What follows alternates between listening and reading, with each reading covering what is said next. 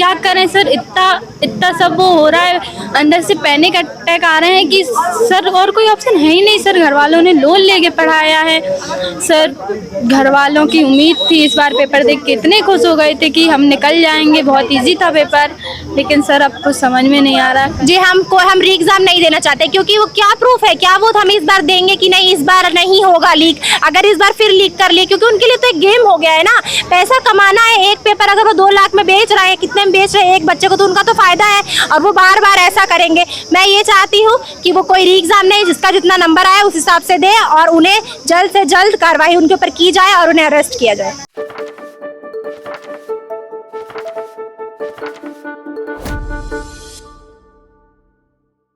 देश भर के अंदर नीट की परीक्षा का आयोजन हुआ। मध्य प्रदेश में 1 लाख से ज़्यादा परीक्षार्थी इस परीक्षा में शामिल हुए, लेकिन नीट का पेपर लीक हो गया। तमाम इंतजाम किए गए थे, दावे किए गए थे कि इस बार नीट के पेपर को लेकर किसी तरह की गड़बड़ी नहीं होगी।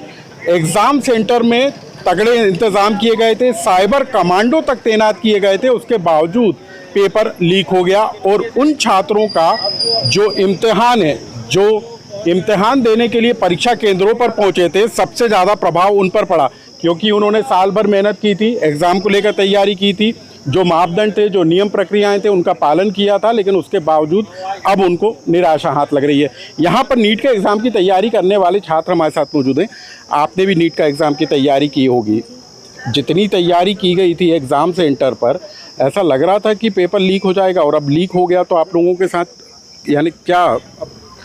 सर एग्ज़ाम देख के लग तो नहीं रहा था सर, एग्ज़ाम देख के बहुत खुशी हुई थी, क्योंकि इस बार पेपर बहुत इजी आया था। आपको भी पता होगा, आपने रिव्यूज़ देखे होंगे सर, बहुत ज़्यादा इजी आया था 2025 के मुकाबले। तो सर बहुत खुशी हुई थी एग्ज़ाम देख के कि इस बार हम लोग निकल जाएंगे। बहुत सर 18 घंटे पढ़ाई की है, क्योंकि 2025 का एग्ज़ाम बहुत टफ था।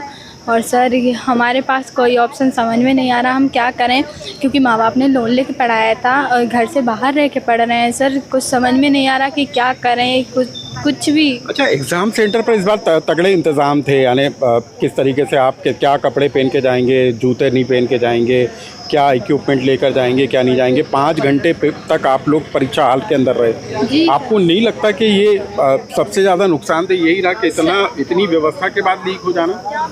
सर ऐसा लग तो नहीं रहा था लीक हो जाएगा, क्योंकि सर आप मेरे फेस पे देख सकते हो, नाक में जो पहनते हैं वो अलाउड नहीं थी, इसीलिए मैंने अभी तक नहीं डाली उसे, क्योंकि मेरे को टाइम नहीं मिला है। मतलब दिमाग में कुछ समझ में नहीं आ रहा कि क्या करें सर, इतना सब वो हो रहा है, अंदर से पैनिक अटैक आ रहे हैं कि सर और कोई ऑप्शन है ही नहीं सर। घर वालों ने लोन लेके पढ़ाया है सर, घर वालों की उम्मीद थी, इस बार पेपर देख के इतने खुश हो गए थे कि हम निकल जाएंगे, बहुत इजी था पेपर, लेकिन सर अब कुछ समझ में नहीं आ रहा, करें। छात्र परेशान है कि आखिर करें तो करें क्या? आप लोग कहाँ के रहने वाले हैं? यहाँ पर पढ़ाई करने आए होंगे कहीं बाहर से ही, जैसे विदिशा जिले की हूँ मैं, इधर पढ़ाई करने आए थे। मतलब नीट की तैयारी 2nd ईयर था मेरा, ड्रॉप लिया था, फिर उसकी तैयारी की थी, तो इस बार पेपर अच्छा आया था, इजी आया था पेपर, जैसे कि उम्मीद थी निकलने की, पर अब लीक हो गया है, तो अब पता नहीं कैसा। कट ऑफ काफ़ी हाई जाने की उम्मीद थी, ऐसा लग रहा था कि पेपर हाँ थी, कट ऑफ की तो थी, पर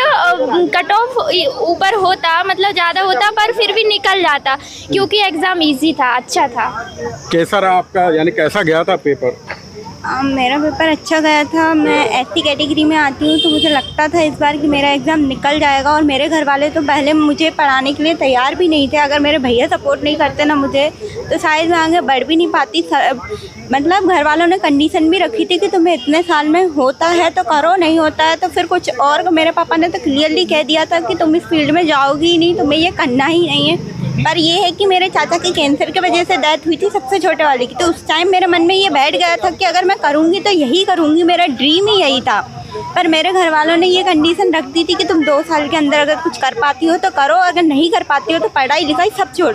और स्टार्टिंग में जब मैं यहाँ भोपाल आई थी, मेरे पापा ने मुझे अलाउ नहीं किया था यहाँ भेजने के लिए। मेरे पापा ने साफ मना कर दिया था, तुम कहीं नहीं जाओगी अकेले। तो बिल्कुल। अब क्या, जब आपने खबर सुनी होगी कि पेपर लीक हो गया, तो क्या लगा?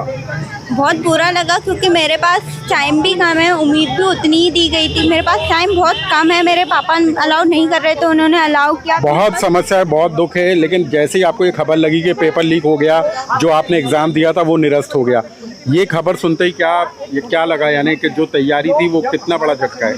सर हम लोगों का तो फिर भी चलता है कि हम लोगों ने एक साल से ड्रॉप लेके वो तैयारी की थी 18 घंटे पढ़ के, लेकिन उन बच्चों का क्या होता होगा जो 2 साल से ड्रॉप लेके बैठे हैं। और इस बेस पे तो फिर आपने सुना होगा 24 का भी लीक हुआ है या 25 का भी लीक हुआ है, क्या गारंटी, ये 26 का भी लीक हुआ है, क्या गारंटी है कि अभी जो पेपर आएगा। इससे पहले भी कितनी बार पेपर लीक है, कितने साल बाद हो रहा था ये एग्जाम? सर एक साल बाद छोड़ के तो हर बार होता है ये चीज़।